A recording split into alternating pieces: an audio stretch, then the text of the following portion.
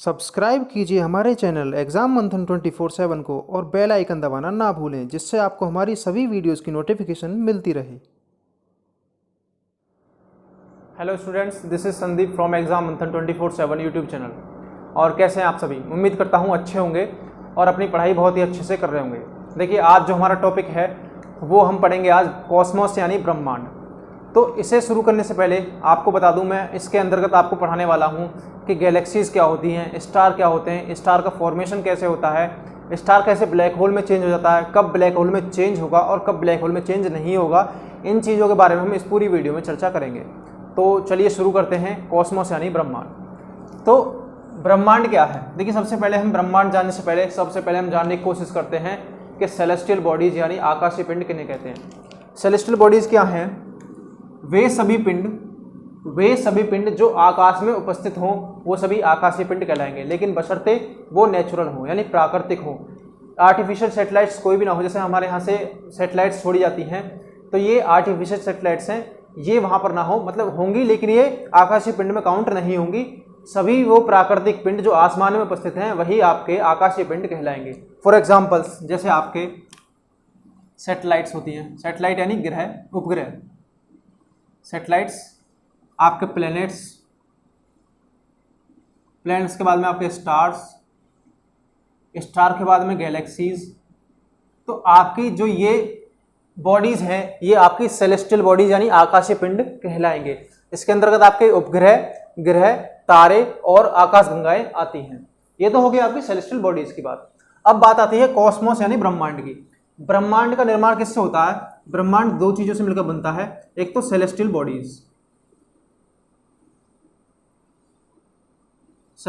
Bodies यानी आकाशीय पिंड प्लस स्पेस। जो आपका आकाशीय पिंड प्लस उनके बीच में वैक्यूम जैसी स्थिति यानी अंतरिक्ष की जो जगह होती है उसे हम मिलाकर बोलते हैं आपका ब्रह्मांड। आकाशीय पिंड प्लस उनके बीच में जो स्पेस है उसी को मिलाकर जो बनता है वो बनता है आपका ब्रह्मांड। तो सेलेस्टियल बॉडीज और ब्रह्मांड के बारे में आपको पता चल गया। अब बात करते हैं सोलर सिस्टम। सोलर सिस्टम क्या होता है? सोलर सिस्टम किसी भी एक तारे का होता है। तो उसमें क्या क्या होंगे आपके? देखिए, एक तो स्टार होगा, स्टार यानी तारा। इस स्टार के परिक्रमण करने के लिए कुछ प्लैनेट्स होंगे। नंबर 2 पर आ गए आपके प्लैनेट्स। इन प्लैनेट्स के कोई सैटेलाइट्स भी परिक्रमा कर रही होंगी, तो आपकी सैटेलाइट्स भी इसमें आ गई। और कुछ इन ग्रहों के बीच में आपके क्षुद्र ग्रह यानी एस्ट्रॉइड्स भी पाए जाते होंगे, तो वो क्षुद्र ग्रह भी इसके अंतर्गत आ जाएंगे। एस्ट्रॉइड्स अगर हम इन्हें बोलें तो आपके तारे, ग्रह, उपग्रह और क्षुद्र ग्रह, ये सभी मिलकर क्या बनाते हैं? आपका सौर मंडल बनाते हैं। सौर मंडल किसी एक तारे का परिवार होता है जिसे हम सौर मंडल कहते हैं, जिसमें तारा होगा और तारा एक सेंटर में होगा, यानी तारा जो होगा आपका वो सेंटर में होगा और ग्रह उसकी परिक्रमा करेंगे और उपग्रह जो होंगे ग्रहों की परिक्रमा करेंगे और एस्ट्रॉइड्स के लिए भी ग्रहों के बीच में पाए जा सकते हैं। ठीक है, अनियमित गति करते हैं। ये हो गया आपका सोलर सिस्टम। अब बात करते हैं स्ट्रक्चर ऑफ कॉस्मोस। कॉस्मोस के स्ट्रक्चर के बहुत से सिद्धांत हैं, लेकिन जो मोस्ट 2 इंपॉर्टेंट सिद्धांत हैं उन पर हम चर्चा करेंगे। सबसे पहले एक वैज्ञानिक आए थे जिनका नाम था टॉलमी। टॉलमी ने 140 एडी यानी 140 ईस्वी में एक अभिधारणा दी थी। उस अभिधारणा का नाम है भूसंकेंद्रीय अभिधारणा। भूसंकेंद्रीय अभिधारणा। इसे अगर आप इंग्लिश में बोलें तो इंग्लिश में बोलेंगे जियोसेंट्रिक हाइपोथेसिस। जियोसेंट्रिक हाइपोथेसिस यानी भू केंद्र संकेंद्रीय अभिधारणा। इसका मतलब क्या होता है कि टॉलमी ने यह कहा था कि पृथ्वी जो है वो हमारे ब्रह्मांड के सेंटर में है, यानी बीचों बीच है, और जो आपका सन है यानी स्टार जो है वो इस पृथ्वी के चक्कर लगा रहा है।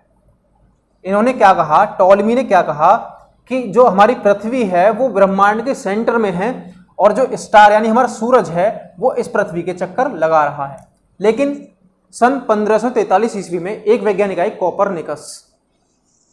कौन? कोपरनिकस। कोपरनिकस ने 1543 एडी में यानी 1543 ईस्वी में एक सिद्धांत हाइपोथेसिस दी, जिसमें उन्होंने ये कहा, उस जो अभिधारणा क्या कहा? हेलियोसेंट्रिक, यानी इंग्लिश में बोलेंगे तो हेलियोसेंट्रिक हाइपोथेसिस हिंदी में बोलोगे तो सूर्य केंद्रीय अभिधारणा,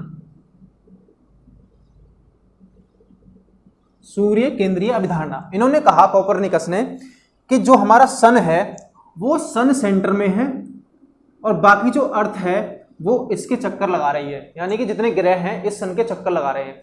तो ये तो अभी भी सत्य है, लेकिन उन्होंने जो कहा था कि सूर्य ब्रह्मांड के केंद्र पर उपस्थित है, लेकिन ये बात सत्य नहीं है। इनकी जो हाइपोथेसिस थी उसमें कुछ बातें सही थी, कुछ नहीं मानी भी गई। जैसे सन के चारों तरफ प्लैनेट्स चक्कर लगा रहे हैं, ये बात मान ली गई, लेकिन सूर्य जो है वो हमारे ब्रह्मांड के केंद्र पर है, ये बात गलत है। तो इस वजह से इनकी एक हाइपोथेसिस मानी गई। अब हम चर्चा करते हैं गैलेक्सीज के बारे में, उसके बाद हम चलेंगे स्टार्स के बारे में, यानी तारों के बारे में जानेंगे। सबसे पहले आकाशगंगाओं यानी गैलेक्सीज के बारे में हम जानते हैं। देखिए, कुछ चीजें हैं जो आपको पता होनी चाहिए। जैसे एक वर्ड है आपका ग्रुप ऑफ स्टार्स।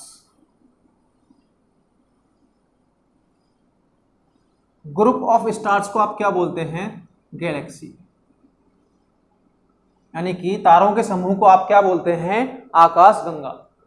अब एक वर्ड आता है ग्रुप ऑफ गैलेक्सीज, यानी इन आकाशगंगाओं के समूह को क्या कहोगे आप? क्लस्टर, यानी आकाशीय पुंज। क्लस्टर का मतलब क्या है? आकाशीय पुंज। अब अगला है ग्रुप ऑफ क्लस्टर्स, तो इसका नाम हो जाएगा आपका सुपर क्लस्टर।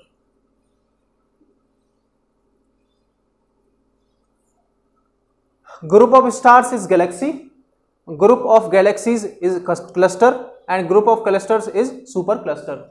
ये आपके कुछ अभिधारणाएं हैं जो पेपर में पूछ सकता है कि तारों के समूह को क्या कहते हैं? आकाशगंगा। गैलेक्सीज के समूह को यानी आकाशगंगाओं के समूह क्या कहते हैं? क्लस्टर यानी आकाशीय पुंज।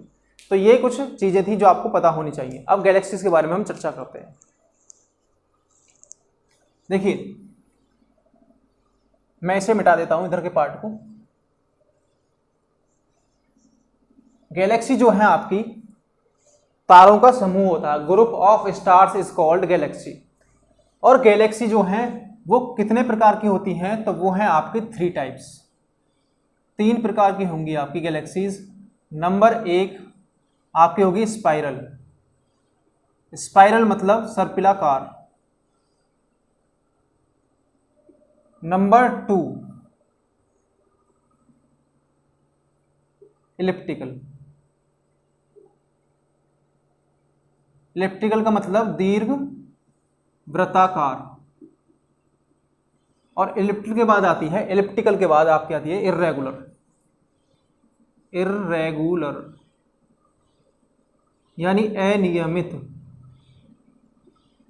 तो ये इसकी कोई आकार नहीं होगा, ये अनियमित होगी। जैसे आपको सर्पिलाकार दिख रही है तो ये गैलेक्सी कुछ इस तरीके से होगी। दीर्घवृत्ताकार जो होगी आपकी वो कुछ इस तरह से होगी। और जो आपकी अनियमित है उसका आकार कुछ भी हो सकता है। तारों का एक अनियमित समूह यानी अनियमित arrangement is called irregular Galaxy. ठीक है, ये हो गया आपका 3 टाइप्स। अब हम गैलेक्सी पर चर्चा करते हैं कि गैलेक्सी की प्रॉपर्टीज क्या हैं। देखिए, सबसे पहले तो हमारी गैलेक्सी का नाम क्या है? जिस गैलेक्सी में हमारा तारा है, तारा कौन सा? सूर्य। जो उसका नाम है वो है मिल्की वे। मिल्की वे यानी दुग्ध मेखला। ये तो हो गया फर्स्ट पॉइंट आपका, इसका क्या नाम है। ठीक है, अब इसका शेप क्या है? इसकी शेप है हमारी की सर्पिलाकार यानी स्पाइरल। सर्पिलाकार को हम क्या बोलते हैं इंग्लिश में? स्पाइरल। अब जो मोस्ट इंपोर्टेंट चीज है कि गैलेक्सी कैसे वर्क करती है, कैसे इसमें तारे अपनी गति करते हैं, कैसे तारों का निर्माण होता है, उन चीजों पर अब हम चर्चा करेंगे। तो चलिए शुरू करते हैं। देखिए, आकाशगंगा जो होती है उसकी 3 भुजाएं होती हैं, जैसा आप इस फिगर में देख पा रहे हैं। राइट हैंड पर 3 भुजाएं हैं। फर्स्ट आर्म, ये फर्स्ट आर्म है आपकी, ये सेकंड आर्म और ये थर्ड आर्म, और बीच में होता है इसका सेंटर। तो इसमें जो है लास्ट जो आर्म है आपकी थर्ड आर्म, इसमें कुछ गैसियस क्लाउड पाए जाते हैं, यानी हाइड्रोजन गैस के बादल पाए जाएंगे। इन्हीं बादलों को हम क्या बोलते हैं? नेबुला। इन्हें हम बोलते हैं नेबुला। लेकिन जब ये नेबुला देखिए हमारा जो सूर्य है, सोलर सिस्टम है, उसमें जो सूर्य हमारा इस आकाशगंगा के चक्कर लगाता है। देखिए ये मैंने जो पॉइंट डिनोट कर रखे हैं, ये एक सोलर सिस्टम है, ना कि कोई एक स्टार। एक स्टार है, स्टार के सौर परिवार हो सकता है जिसमें ग्रह होंगे, उपग्रह होंगे, सभी को मैंने मिलाकर एक पॉइंट से डिनोट किया है। और ये इसका चक्कर लगाएगा इस बाहरी भुजा में, सबसे पहले जो होगा आपका बाहरी भुजा में। तो जो हाइड्रोजन गैस के बादल हैं, जब इसके चक्कर लगाते हैं तो गुरुत्वाकर्षण के कारण इनके कणों में, यानी इनके अणुओं में टकराव होता है, जिस टकराव से एनर्जी रिलीज होती है। इस टकराव से क्या होता है, एनर्जी रिलीज होती है और हाइड्रोजन हीलियम में चेंज होना शुरू हो जाती है। और एनर्जी रिलीज होने से इस बादल में प्रकाश उत्पन्न होना शुरू होता है और ये एक स्टार बन जाता है। स्टार बनने पर इस शुरू में जो बना स्टार आपका, इसे बोलेंगे आप प्रोटो स्टार। प्रोटो स्टार का मतलब आप हिंदी में बोलोगे तो आद्य तारा। तो आपसे अगर क्वेश्चन पूछे पेपर में कि आद्य तारे या फिर तारे का निर्माण कहां पर होगा, तो आपका सीधा आंसर होना चाहिए थर्ड आर्म, किसी भी गैलेक्सी यानी आकाशगंगा की तीसरी भुजा में आपके स्टार का निर्माण होगा और उसे हम क्या बोलते हैं, प्रोटो स्टार। और इसका टेम्परेचर वेरी हाई होता है और इसका टेम्परेचर होता है आपका 50,000 डिग्री सेंटीग्रेड से 80,000 डिग्री सेंटीग्रेड तक। 50,000 डिग्री सेंटीग्रेड से 80,000 डिग्री सेंटीग्रेड तक। और इसका कलर जो होगा आपका स्टार्टिंग में वो होगा ब्लू यानी नीला। बाहरी जो इसकी भुजा होगी उसमें तारे का निर्माण होगा। क्यों होगा, क्योंकि यहाँ पे इसके अणुओं में हाइड्रोजन गैस के जो बादल होते हैं जिन्हें हम नेबुला बोलते हैं, उनके अणुओं में कॉन्ट्रैक्शन यानी टकराव होगा। उन टकराव के होने से यहाँ पर एनर्जी रिलीज होगी और एक तारे का निर्माण होगा। हाइड्रोजन हीलियम में चेंज होना शुरू हो जाएगी और जिसका टेम्परेचर जो होगा आपका वेरी हाई 50,000 डिग्री सेंटीग्रेड से 80,000 डिग्री सेंटीग्रेड तक। और इसका कलर जो होगा आपका ब्लू यानी नीला होगा। अब जैसे जैसे तारा अपना जीवन व्यतीत करता है तो इसका जो मास है यानी द्रव्यमान है ये ह्रास होता है यानी डिक्रीज होता है। जैसे जैसे इसका मास डिक्रीज होगा, डिक्रीज होने से जो सेंटर का ग्रेविटेशन है इसे अपनी तरफ आकर्षित करना शुरू करेगा। जैसे ही इसका मास डिक्रीज होगा, इसका सेंटर का ग्रेविटेशन अपनी तरफ इसे आकर्षित करना शुरू करेगा, तो ये थर्ड आर्म से सेकंड आर्म में मूव कर जाएगा। सेकंड आर्म में मूव करने के बाद इसका जो कलर है, इसका कलर येलो हो जाएगा, येलो कलर हो जाएगा। इसका टेम्परेचर भी कम हो जाएगा। टेम्परेचर कितना रह जाएगा आपका, इसका 6000 डिग्री सेंटीग्रेड। अब इसे हम क्या बोलेंगे, पीला तारा। तो आपको कमेंट में बताना है कि हमारा जो सूर्य है वो किस भुजा में है। तो ये बना आपका पीला तारा जिसका टेम्परेचर जो होगा आपका 6000 डिग्री सेंटीग्रेड होगा। अब इसके बाद जैसे जैसे यहाँ पर ये अपना जीवन व्यतीत करेगा, जीवन व्यतीत करने के साथ साथ इसका मास डिक्रीज होगा यानी द्रव्यमान फिर डिक्रीज होगा। तो इसका सेंटर जो होगा आकाशगंगा का सेंटर फिर इसे अपनी तरफ आकर्षित करेगा और ये फिर यहां से मूव कर जाएगा फर्स्ट आर्म में। फर्स्ट आर्म में मूव करते ही इसका टेम्परेचर और कम हो जाएगा। अब कितना हो जाएगा आपका, इसका टेम्परेचर अब हो जाएगा 3500 डिग्री सेंटीग्रेड। और इसका कलर जो हो जाएगा वो डिपेंड करेगा, मैं आपको बताऊंगा कलर किस तरह से इसका चेंज होगा। अब ये बाद में जाकर फर्स्ट आर्म में जाकर इसके बाद फिर इसका द्रव्यमान डिक्रीज होगा, ये सेंटर में पहुंचेगा। सेंटर में जाने के बाद या तो ये ब्लैक होल बनेगा या फिर इनविजिबल यानी अदृश्य हो जाएगा। उसकी कंडीशंस क्या हैं मैं आपको वो चीज बताता हूं। देखिए अब हुआ क्या कि ये पहली आर्म में पहुंच गया। अब डिपेंड करता है कि इसका मास कितना है यानी इसका द्रव्यमान कितना बचा। यदि इसका द्रव्यमान, हमारा जो सूरज है उसके द्रव्यमान की दो कंडीशन होती हैं। इसका मास जो होगा, दो कंडीशन है आपकी, एक तो इसका द्रव्यमान जो हो 1.4 मास ऑफ सन यानी हमारे सूर्य से 1.4 गुना अधिक हो या फिर 1.4 गुने से कम हो। मास ऑफ सन यानी इसे चंद्रशेखर लिमिट भी बोलते हैं। 1.4 ms जो है इसे हम चंद्रशेखर लिमिट भी बोलते हैं। इसमें क्या होगा, यदि इसका द्रव्यमान, देखिए सबसे पहले क्या होगा, जो हमारा तारा है वो जब इसका फर्स्ट आर्म में पहुंचेगा उसका मास डिक्रीज होना शुरू होगा तो वो एक रेड जाइंट में बदल जाएगा यानी रक्त दानव में। उसका कलर जो होगा 3500 डिग्री सेंटीग्रेड, मैंने बताया था आपको, फर्स्ट आर्म में 3500 डिग्री सेंटीग्रेड इसका तापमान हो जाएगा और इसे हम बोलेंगे रक्त दानव। रक्त दानव को हम इंग्लिश में बोलेंगे रेड जाइंट। रेड जाइंट आगे के अपने जीवन में फिर क्या काम करता है, इसमें थोड़ा विस्फोट होता है। विस्फोट होने के बाद जब इसमें मेटल की मेटल बढ़ जाती हैं, हीलियम इसकी मेटल में चेंज होनी शुरू हो जाती है, तो इसमें विस्फोट होता है, इसे हम बोलते हैं सुपरनोवा। सुपरनोवा। अब सुपरनोवा के बाद ये कंडीशन आती है, चंद्रशेखर लिमिट जो कंडीशन आती है आपकी सुपरनोवा के बाद आती है। देखिए फर्स्ट आर्म में जब इसका टेम्परेचर इतना होगा, रक्तदाब कहलाएगा, तो फिर ये इसमें एक विस्फोट होगा, विस्फोट होने के बाद ये कहलाएगा सुपरनोवा। अब सुपरनोवा के दो द्रव्यमान हो सकते हैं, एक तो 3500 डिग्री सेंटीग्रेड से अधिक, सॉरी 1.4 मास ऑफ सन से अधिक, या फिर 1.4 मास ऑफ सन से कम। यदि इससे कम है, ज़्यादा है, तो इसके जो इलेक्ट्रॉन है वो तेजी से घूमना शुरू कर देंगे। तेजी से घूमना शुरू करेंगे तो इसे हम बोलेंगे फिर पल्सर स्टार। Pulsar star.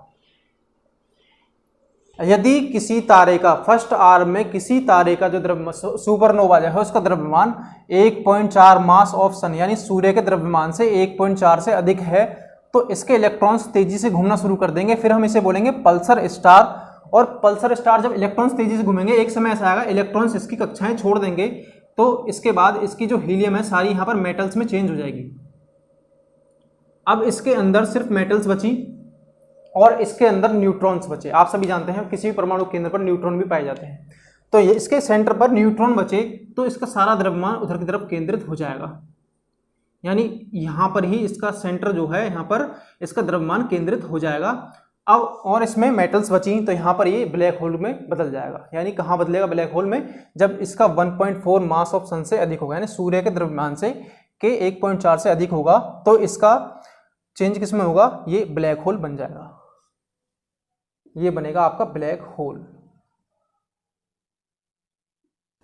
अब यदि इसका मास 1.4 मास ऑफ सन से कम है, तब ये बदलेगा आपका व्हाइट डॉर्फ, इसे बोलेंगे हम श्वेत वामन, यानी इसका कलर कैसा हो जाएगा? सफेद, श्वेत वामन। अब इसमें चेंज होने के बाद फिर ये चेंज होगा ब्लैक डॉर्फ, यानी काला वामन, काला वामन। काला वामन में चेंज होने के बाद लास्ट में से एक ऐसी स्टेज आएगी कि ये हो जाएगा इनविजिबल, यानी अदृश्य। ये हो गया अब अदृश्य। तो दो कंडीशंस हैं सुपरनोवा के बाद, कि एक कंडीशन तो ये है कि उस सुपरनोवा का द्रव्यमान जो है हमारे सूर्य के द्रव्यमान से के 1.4 से अधिक है, तो पहले वो पल्सर स्टार में चेंज होगा, क्योंकि इसके इलेक्ट्रॉन्स तेजी से घूमना शुरू कर देंगे, तो ये पल्सर स्टार कहलाएगा। पल्सर स्टार किस में चेंज होगा फर्दर? जब इसके इलेक्ट्रॉन्स बाहर निकल जाएंगे तो इसमें सिर्फ न्यूट्रॉन्स बचेंगे और सारा जो इसका द्रव्यमान है वो केंद्र पर ही केंद्रित हो जाएगा, और ये बाद में चलकर एक ब्लैक होल का निर्माण करेगा। तो ये ब्लैक होल कब बनेगा? किसी भी तारे का ब्लैक होल कब बनेगा? यदि उसका द्रव्यमान 1.4 मास ऑफ सन से अधिक होगा। एक कंडीशन ये है कि 1.4 मास ऑफ सन से इसका द्रव्यमान कम हो, तो उसके बाद सबसे पहले ये व्हाइट डॉर्फ यानी श्वेत वामन में चेंज होगा, इसका कलर कैसा हो जाएगा? सफेद। फिर इसके बाद ब्लैक डॉर्फ यानी काले कलर में चेंज होगा, फिर इसके बाद ये हो जाएगा इनविजिबल यानी अदृश्य। यहाँ पर ब्लैक होल वाली कंडीशन नहीं बनेगी। तो आपके लिए एक क्वेश्चन है, आपको कमेंट में इसका जवाब देना है कि जो हमारा सन है वो क्या बनेगा? ब्लैक होल बनेगा या फिर क्या आपका इनविजिबल होगा? तो आपको ये कमेंट में बताना है कि हमारा सन ब्लैक होल बनेगा या फिर इनविजिबल होगा। तो आज की वीडियो में हमने गैलेक्सीज के बारे में जाना, गैलेक्सी की किस आर्म में आपके तारे का निर्माण होता है, किस तरह से वो जीवन यापन करता है, जीवन यापन करने के बाद कब वो रेड जायंट बनता है, कब वो येलो स्टार बनता है, कब वो ब्लू स्टार है, कब सुपरनोवा बनेगा, कब पल्सर स्टार बनेगा, फिर कब ब्लैक होल बनेगा, यानी फिर व्हाइट डॉर्फ, ब्लैक डॉर्फ और इनविजिबल। बहुत सारी कंडीशंस थी, जिससे इस वीडियो से पहले आपको बहुत सारे डाउट्स होंगे इसमें, लेकिन आज इस वीडियो को देखने के बाद आपको लगेगा कि हाँ कोई भी डाउट आपका नहीं बचा, आपको सब चीज़ें क्रिस्टल क्लियर होंगी। उम्मीद करता हूँ आपको ये वीडियो अच्छी लगी होगी। अगर अच्छी लगी तो आप वीडियो को लाइक करें, कमेंट में बताएं और शेयर भी करें, जिससे और भी स्टूडेंट्स तक ये वीडियो पहुँच सके। चलिए मिलते हैं आपसे अगली वीडियो में, तब तक के लिए थैंक यू।